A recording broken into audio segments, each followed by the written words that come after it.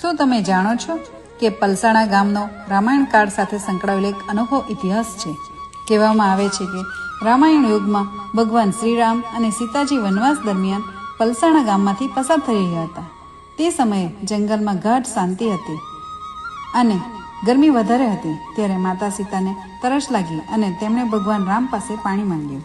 ભગવાન રામે તરત જ પોતાનું તીર કાઢ્યું અને નજીકના પીપળાના ઝાડના થડ પર માર્યું અને ત્યાં તો ગંગાજી સ્વયં પ્રગટ થઈને વહેવા લાગી. સીતાજીએ પવિત્ર પાણી પીને પોતાની તરસ બુજાવી અને ત્યાંથી તે સ્થાન પવિત્ર ધામ બની ગયું.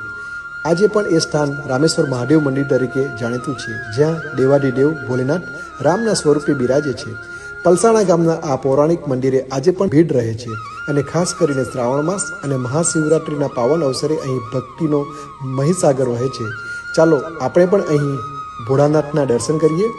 ઓમ નમઃ શિવાય. હર હર મહાદેવ.